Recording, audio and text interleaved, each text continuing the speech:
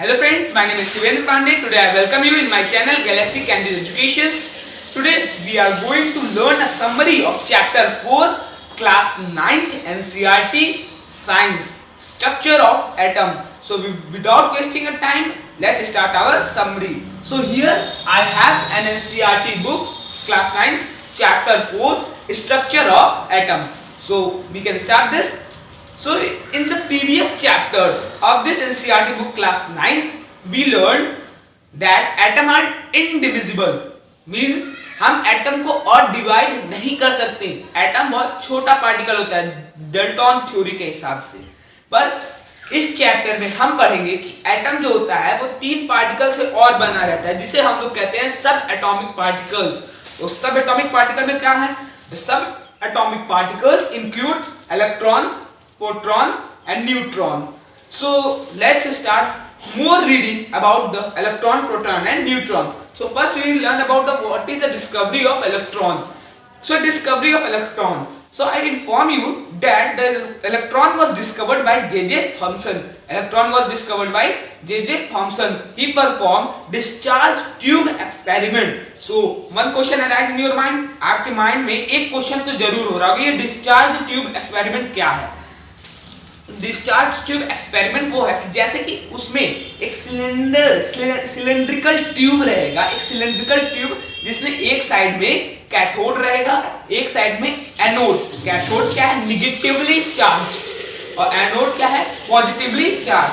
और ये कनेक्ट होंगे हाई वोल्टेज इलेक्ट्रिक से, जो कि मिनिमम 10,000 वोल्टेज का है. 10,000 वोल्टेज की इलेक्ट्रिसिटी पास होगी. इलेक्ट्रिसिटी पास होने के बाद उस डिस्चार्ज ट्यूब में एयर का पता है कितना प्रेशर रहेगा? एयर का प्रेशर रहेगा 0.01 mmHg. जानते हैं इलेक्ट्रॉन की डिस्कवरी एक एक्सीडेंटल डिस्कवरी है. जब पता लगाया जा रहा था कि क्या इलेक्ट्रिसिटी फ्लो कर सकती है एयर में, तो उसी समय इलेक्ट्रॉन की डिस्कवरी भी हुई है. तो जब पास किया गया इलेक्ट्रिसिटी, तो कैथोड में जब गई थी, कैथोड में जब इलेक्ट्रिसिटी पास हुई, तो कुछ देर बाद उससे एक रे निकल रहा था, एक पार्टिकल निकल रहा था जो सीधे एनोड की तरफ जा रहा था. तो उस एनोड के पीछे एक जिंक सल्फेट की कोटिंग की गई थी. किसकी कोटिंग की गई थी? जिंक सल्फेट की. तो जब वो रे कैथोड से जो रे निकल रही थी, जब जिंक सल्फेट पे जब पड़ रही थी, तो उस पे एक ग्लो कर रहा था, कुछ ग्लो कर रहा था. फिर उसके उस ग्लो का नाम रख दिया गया, उस रे का नाम रख दिया गया कैथोड रे. अब क्या हुआ? कैसे पता चलेगा कि वो निगेटिवली चार्ज पार्टिकल है? तो इसके लिए क्या किया गया? ऊपर डिस्चार्ज ट्यूब के ऊपर और नीचे वो लगा दिया गया इलेक्ट्रिकल फील्ड, पॉजिटिव और निगेटिव. तो जो ये कैथोड रे है वो पॉजिटिव की ओर ऐसे डाइवर्ज हो गई, मतलब मुड़ गई. तो इसका मतलब ये पता चला कि ये जो कैथोड रे है वो निगेटिवली चार्ज्ड है. और फिर कैसे पता चला कि वो एक पार्टिकल है? तो जो डिस्चार्ज ट्यूब है उसमें एक मूविंग फैन, मतलब छोटा सा फैन लगा दिया गया. जैसे आप लोग विंड मिल देखते हैं ना, उसी के हिसाब से छोटा सा फैन उसके बीच में लगा दिया गया. तो जब वो पार्टिकल कैथोड रे से निकल रही थी, तो जब उस पे फैन पे पड़ा, और वो फैन का जो पंख होता है, मतलब उसका जो क्या कहेंगे, विंग्स वो मूव करने लगा. जब वो मूव करने लगा, तो इसका मतलब ये पता चला कि ये इसके अंदर एक काइनेटिक एनर्जी है. काइनेटिक एनर्जी का फॉर्मूला क्या होता है? 1/2 हाफ mv², 1/2 mv². तो इसका मतलब उसमें वेलोसिटी है, कुछ तो मास भी है तब, और इसमें वेलोसिटी है तो एक्सेलरेशन भी है. तो इसका मतलब ये एक पार्टिकल है. जब इसकी फर्दर मतलब खोज किया गया, इसके बारे में पढ़ा गया, तो जे.जे. थॉमसन ने पाया, इसका नाम रखा कि ये इलेक्ट्रॉन है. और इसका जो चार्ज इन्होंने बताया 1.6 × 10⁻⁻19 कूलम, और इसका यूनिट चार्ज है -1 यूनिट. अब हमको इसमें सिर्फ इतना ही पढ़ना है इस एनसीईआरटी बुक में. अब आगे है हमारा प्रोटॉन. अब प्रोटॉन की डिस्कवरी कैसे हुई? Same discharge tube experiment Rutherford ने किया था. इसमें पहले जब डिस्चार्ज ट्यूब एक्सपेरिमेंट गोलिंस्टीन ने जब किया प्रोटॉन की डिस्कवरी के लिए, तो उन्होंने पाया कि एक रे भी निकल रही है जो यहां से मतलब एनोड से कैथोड की ओर जा रही है। तो उन्होंने बस ये पाया था कि इसका नाम उन्होंने रख दिया था कैनाल रे। क्यों कैनाल रे रखा था? तो पहले जो डिस्चार्ज ट्यूब एक्सपेरिमेंट था, तो जब उसमें से जब कैथोड से एनोड तक रे जा रही थी, तब तो उसका नाम कैथोड रे रख दिया गया। अब जब कैथोड में थोड़ा थोड़ा छेद कर दिया गया, मतलब होल कर दिया गया, और उसमें जो एनोड से रे निकल रही थी वो कैथोड में जो छेद किया गया था उससे पार होके, और कैथोड के पीछे भी जिंक सल्फेट की कोटिंग कर दी गई थी। जो एनोड से जो निकल रही थी वो सीधे जिंक सल्फेट पे टकरा रही थी और उस पे ग्लो कर रही थी।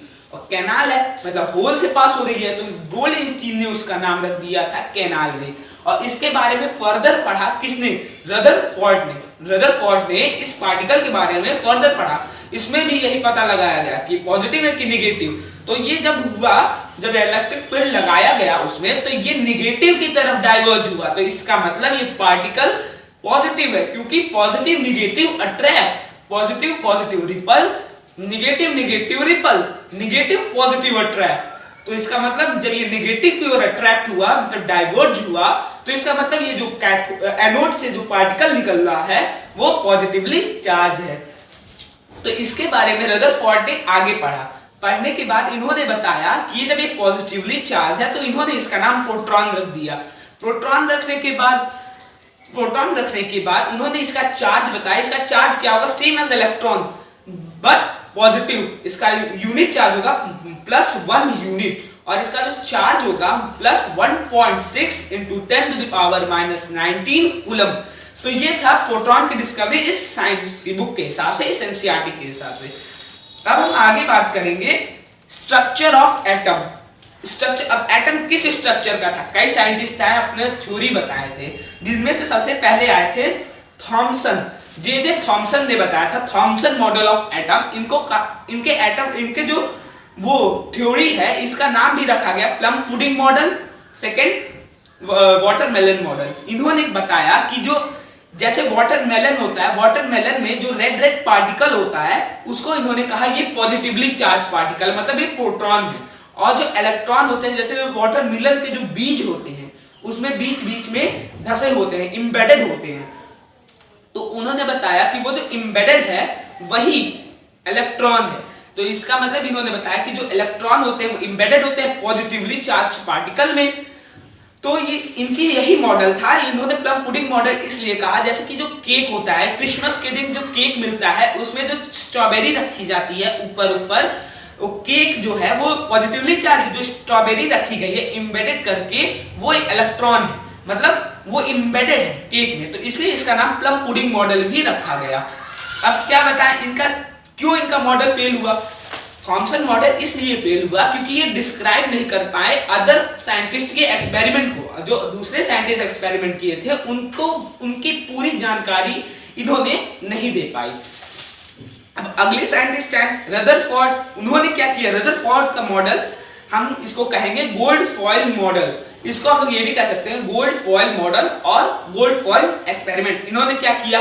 एक 1000 एटम थिक गोल्ड फॉयल दिया, 1000 एटम थिक गोल्ड फॉयल दिया, और इन्होंने गन की मदद से उस पे जो गोल्ड फॉयल है उस पे बम्बार्डिंग कराई, मतलब अल्फा पार्टिकल को फुल स्पीड में उस गोल्ड फॉयल की ओर मतलब भेज दिया। तो जब अल्फा पार्टिकल फुल स्पीड में थे तो वो कुछ, यहाँ पे देखिए ड्राइंग बना हुआ है, कुछ गोल्ड फॉयल को क्रॉस करके निकल गए, कुछ उस वहीं से डाइवर्ज हो गए, कुछ एंगल फॉर्म किए, कुछ अपने पाथ में वापस उतर गए।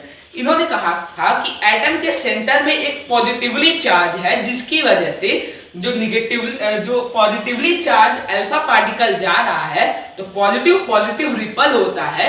जो पॉजिटिवली चार्ज के पास पहुंचा, मतलब अल्फा पार्टिकल न्यूक्लियस के पास पहुंचा, तो वो अपने पाथ में वापस चला गया। और इन्होंने ये बताया कि जो कुछ पार्टिकल हैं एटम के बाहर, गोल्ड फॉयल के बाहर चले जा रहे हैं, इसका मतलब उस फॉयल में कुछ स्पेस प्रेजेंट है, एटम में कुछ स्पेस प्रेजेंट है। तो इसी के आधार में इन्होंने एक मॉडल बताया कि एटम में सेंटर में न्यूक्लियस होते हैं और किनारे किनारे जैसे सोलर सिस्टम में मतलब जो प्लैनेट होते हैं सन के रिवॉल्व करते हैं, वैसे ही इन्होंने बताया कि इलेक्ट्रॉन जो है वो न्यूक्लियस के किनारे किनारे घूमते हैं। पर इनका मतलब इनका जो मॉडल है इसलिए फेल हुआ क्योंकि एक साइंटिस्ट थे, उन्होंने कहा कि जब वो घूमते हैं, इलेक्ट्रॉन घूमते हैं तो एनर्जी प्रोड्यूस करेंगे, जब एनर्जी प्रोड्यूस करेंगे धीरे धीरे जाके सीधे न्यूक्लियस में गिर जाएंगे। और पर इसी की वजह से इन्होंने स्टेबिलिटी नहीं बता पाया, मतलब रदरफोर्ड ने स्टेबिलिटी नहीं बता पाया, इलेक्ट्रॉन की स्टेबिलिटी नहीं बता पाई, इसलिए इनका मॉडल फेल हो गया। अब कौन आया? अब बोर्स मॉडल ऑफ एटम, मतलब बोर्स आए, नील बोर। इन्होंने क्या बताया? इन्होंने जो रदरफोर्ड का मॉडल था उनको सही साबित कर दिया।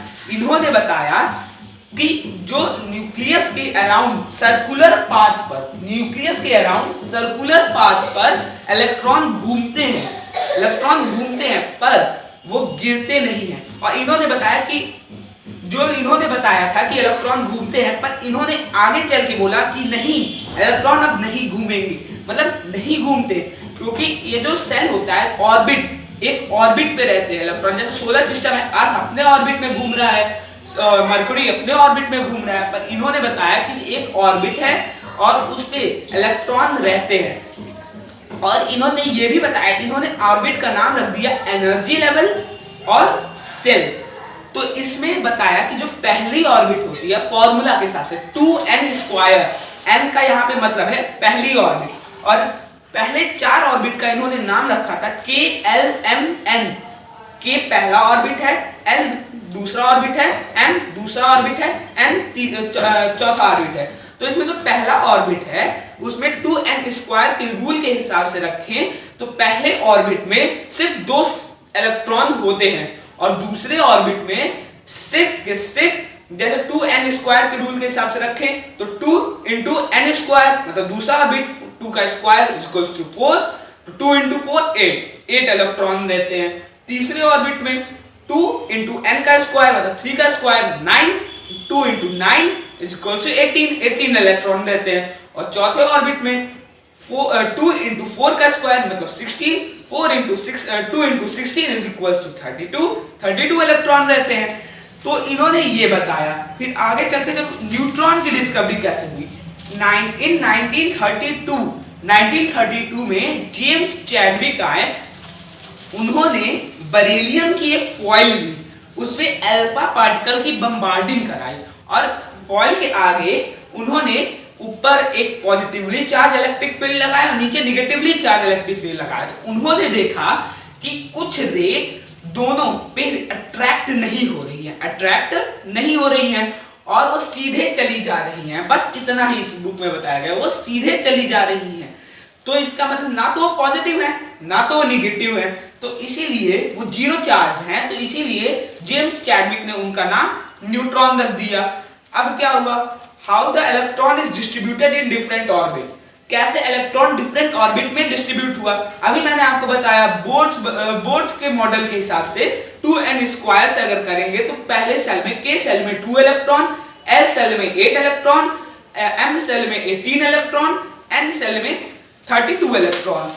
तो अब हमारा तो ये टॉपिक क्लियर हो गया। अब अगला टॉपिक है वैलेंसी। वैलेंसी क्या होती है? The combining capacity of an element to combine with other atom, और हम ये भी कह सकते हैं the combining capacity of atom to combine with other atom to form a compound is called valency. तो इलेक्ट्रॉनिक कॉन्फ़िगरेशन, जैसे हम लोग इलेक्ट्रॉन को डिस्ट्रीब्यूट करते हैं डिफरेंट सेल में, पहले में 2, दूसरे में 8, तीसरे में 18, चौथे में 13, पर आगे चल के हम पढ़ेंगे कि 2 × 8 × 8 × 18 मतलब 2, 8, 8, 18 ऐसे डिस्ट्रीब्यूट करेंगे। तो जो आखिरी सेल होता है मतलब वैलेंस सेल होता है, उसमें जितने इलेक्ट्रॉन होंगे, अगर 1 है तो इसकी वैलेंसी 1 होगी, 2 है तो किसी एलिमेंट की वैलेंसी 2 होगी, अगर 3 है तो किसी एलिमेंट की वैलेंसी 3 होगी, 4 है तो 4 होगी। पर 5 अगर चले गए तो आपको वैलेंसी निकालने के लिए जो वैलेंस सेल होता है उसमें से 8 में से 5 माइनस करना पड़ेगा। 8 में से 5 माइनस करेंगे तो जितना आएगा उसकी वैलेंसी है। पर ये बात रिमेंबर करिए कि ये बात हमेशा याद रखिएगा कि एनसीईआरटी बुक में जो ये रूल निकाला गया है सिर्फ 1 से 20 तक के एलिमेंट्स का है, उससे आगे नहीं है। मतलब hydrogen, helium, lithium, beryllium, boron, carbon, nitrogen, oxygen, fluorine, neon, sodium, magnesium, aluminium, silicon, phosphorus, sulphur, chlorine, argon, potassium, calcium, बस इतने ही तक के एलिमेंट पे ये रूल फॉलो होगा। अब अगला टॉपिक इसमें क्या दिया है? अगला टॉपिक दिया एटॉमिक नंबर। अब एटॉमिक नंबर क्या होता है? किसी एटम में, किसी एलिमेंट में जितने नंबर ऑफ इलेक्ट्रॉन होंगे उतना उसका एटॉमिक नंबर है। पर जब बात करें जब इलेक्ट्रॉन लूज होता है तब उसका एटॉमिक नंबर चेंज क्यों नहीं होता? बात सही है, क्यों जो हमें यह भी पता होना चाहिए कि जितने इलेक्ट्रॉन होते हैं उतने प्रोटॉन होते हैं। तो हम एटॉमिक नंबर को हमेशा इंडिकेट करेंगे the number of proton present in an atom is equals to atomic number. Atomic number क्या होता है? जितने प्रोटॉन प्रेजेंट होते हैं एक एटम में वही उसका एटॉमिक नंबर होता है। तो एटॉमिक नंबर तो क्लियर हो गया। अब बात करते हैं एटॉमिक मास, मतलब मास नंबर। जो एटॉमिक मास है, जैसे कि मेरे पास है कैल्शियम, कैल्शियम का एटॉमिक मास 40 है और उसका एटॉमिक नंबर 20 है। तो एटॉमिक नंबर और एटॉमिक मास में बहुत डिफरेंस होता है। तो एटॉमिक मास होता क्या है? The sum of proton and neutron present in an atom is called its atomic mass. तो एटॉमिक मास भी क्लियर हो गया। अब आइसोटॉप और आइसोबार की बात करते हैं। आइसोटॉप में क्या होता है कि आइसोटॉप में जो एटॉमिक नंबर होता है वो सेम होता है। एटॉमिक नंबर सेम होता है पर उसका जो मास होता है वो डिफरेंट होता है। For example H, hydrogen, hydrogen का मास 1 भी होता है, 2 भी होता है, 3 भी होता है, पर उसका जो एटॉमिक नंबर होता है वो 1 ही रहता है हर कंडीशन में। तो आइसोटॉप क्लियर हो गया। अब लास्ट टॉपिक है हमारा इस एनसीईआरटी बुक का आइसोबार। आइसोबार क्या होता है? जैसे आइसोटॉप जो होता है वो अपने मास की वजह से डिफरेंट होता है, पर ये आइसोबार जो होता है इसमें जो नंबर की वजह से, एटॉमिक नंबर की वजह से डिफरेंट करता है। जैसे कि मेरे पास आर्गन है, आर्गन है, उसमें 18 उसका एटॉमिक नंबर है पर मास 40 है। कैल्शियम है, कैल्शियम 20 उसका एटॉमिक नंबर है पर मास 40 है। देखिए दोनों का मास सेम है, एटॉमिक नंबर अलग है। तो बस हमारा 4th चैप्टर में यही था, स्ट्रक्चर ऑफ एटम में यही टॉपिक था। आई होप आपका क्लियर हो गया होगा 4th चैप्टर। तो अगर आपको ये वीडियो समझ में आया होगा तो हमारे चैनल को सब्सक्राइब करें, इस वीडियो को लाइक करें, शेयर करें। Thank you.